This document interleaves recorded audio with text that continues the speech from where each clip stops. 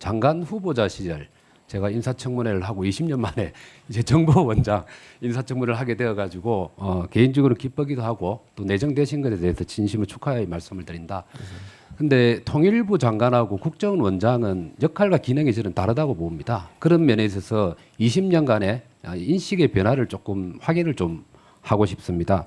특히 우리 한반도의 평화, 긴장 완화와 평화 정착이라는 국가적인 목표는 똑같지만 통일부와 그리고 국정원의 역할은 다릅니다. 특히 국정원은 군사적이고 안보적인 또 체제적 대결 속에서 북한 정부에 대한 입수라든지 수집이나 그리고 또 간첩을 잡는다든지 안보 문제에 가장 중심적인 역할을 해야 됩니다. 그래서 대북 간, 안보 간, 또 주변 국가, 미국이라든지 중국과에 대한 관계들을 어떻게 인식하고 있는지가 중요할 것 같아서 오늘 그 점에 대해서 질문을 드리고 시간이 없기 때문에 토론은 많이 하지 않겠습니다. 입장만 좀 묻고 오후에 비공개 질의 시간에 좀 토론을 하도록 그렇게 하겠습니다. 먼저 우리 박지원 의원님이 좀 질의한 내용입니다만 그 동일한 내용을 조금 질문을 하도록 하겠습니다. 간첩법 개정과 관련된 겁니다. 이미 서면 질의나 또 박지원 의원의 답변에 대해서 명확하게 간첩법 개정의 필요성에 대해서 인정을 했습니다. 한번 PPT 다음 넘겨보시죠.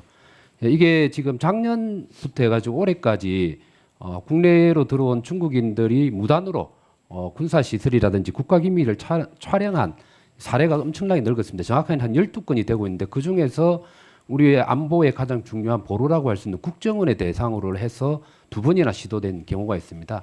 근데 이게 중국인들이 이렇게 했을 때 처벌을 못 받죠. 간첩법에 적용을 시키는 게. 네. 그렇죠. 예, 그래서 간첩법을 처벌하기 위해서는 주적인 북한뿐만 아니라 외국에 대해서도 확대해야 된다는 무슨 동의를 할 겁니다. 네, 동의합니다. 근데 왜 안 되는지 혹시 아십니까? 왜 이게 빨리 안 이루어지는지? 그 국회에서 일부 좀 반대가 있었다고 알고 있습니다. 그렇죠. 국회 내에서죠. 네. 정확하게는 국민의힘의 10명의 국회의원들 그리고 민주당의 5명 국회의원들이 간첩법 개정안을 발의를 했고 법사위의 법안심사 소위위원회에서 병합 심리를 해서 완전한 통일된 안까지 만들어진 상태입니다. 그게 작년 12월에 끝난 사항입니다. 근데 갑작스럽게 제가 알기로는 언론에도 나왔습니다. 민주당 지도부에서 일단 스톱을 시킨 사안입니다. 그래서 국정원장이 되시면 정부가 좀 주도를 해서 민주당과 협의를 해서 바로 간첩법이 개정될 수 있도록 노력을 해주셨으면 하는데 그렇게 하실 의향이 있습니까? 예, 그 의회에 가서 의원님들 찾아뵙고 좀 말씀을 드리도록 하겠습니다. 네, 알겠습니다. 그다음 두 번째는 아까 유영아 의원님이 좀 질의를 했습니다만 북미 정상회담과 관련해서 좀 질의를 하도록 하겠습니다. 북미 정상회담이 우리 후보자의 입장에 봤을 때는 빨리 개최가 되는 게 바람직하다고 보죠. 열릴 것으로 보입니까? 아니면 어느 시점에 예. 상당히 불투명하다고 생각합니다. 물론 그 트럼프 대통령은 북미 정상회담을 열려고 하는데 또 김정은 입장이 당장 빨리 열려고 응원할 것 같지는 않고요. 그러다 보니까 언제라고 말씀드리기는 어렵고 또 저희도 예측하기는 어려운 상태입니다. 지금. 만일에 북미 정상회담이 열려서 북한과 미국이 협상을 할 때 미국의 국익이 있을 거 아닙니까? 그죠? 네. 미국의 국익과 우리의 국익이 배치될 경우 우리 이재명 정부의 경우는 실용적인 국익 외교라고 표현을 하셨는데 우리의 국익과 배치될 경우에는 어떤 선택을 해야 된다고 생각을 하십니까? 국익과 배치되는 경우가 어떤 건지를 판단해서 저희들이 나름대로 대응해 나가겠습니다. 다만 거의 대부분은 국익과 일치되거나 또는 국익과 일치시키려는 노력을 하면 어느 정도는 알겠습니다. 일치될 거라고 봅니다. 트럼프 1기 때 북미 정상회담을 통해서 하노이 최종적인 딜을 시도를 했는데 그때 노딜로 끝났지 않습니까? 네. 그때 가장 쟁점이 됐던 게 뭐죠? 일단 제재 문제 제재하고 그 영변 핵시설 바꾸는 결국은 거가 안 됐습니다. 핵 문제죠, 그죠? 네네. 그 스몰 딜이냐 빅 딜이냐 얘기가 나왔었잖아요. 네. 미국의 입장에서는 ICBM을 포기시키고 핵을 잠정적으로 인정하는 그런 것을 추구할 가능성이 있다라는 게 전문가들의 예측이 좀 많습니다. 만일에 그런 경우 우리 정부는 어떤 입장을 취해야 한다고 생각합니까?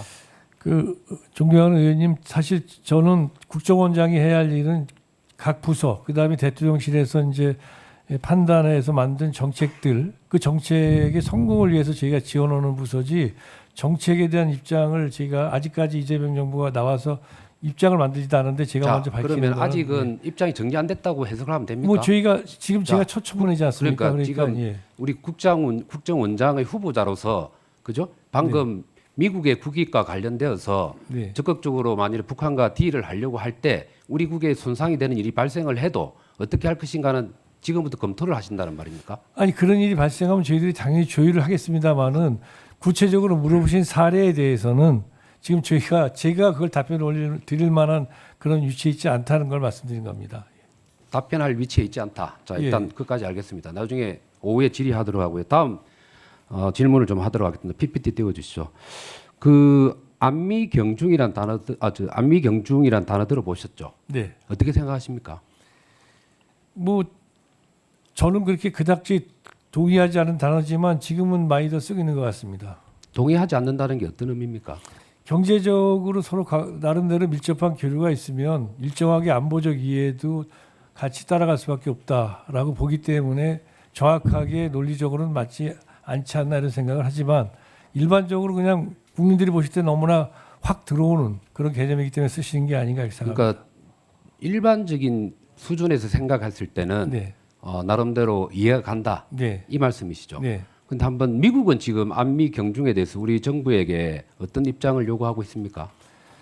미국이 공개적으로 요구하고 있는 건 아니지만 미국이 워낙 지금 중국과의 그 어떤 그 디커플링에서 즉 중국 봉쇄에 대해서 민감하기 때문에 한국 정부가 어쨌든 간에 중국과 가까워지거나 하는 문제에 대해서 상당히 민감한 건 사실입니다. 그러다 보니까 일부에서 소식통으로 안미 경중에 대한 견제가 나왔다고 봅니다.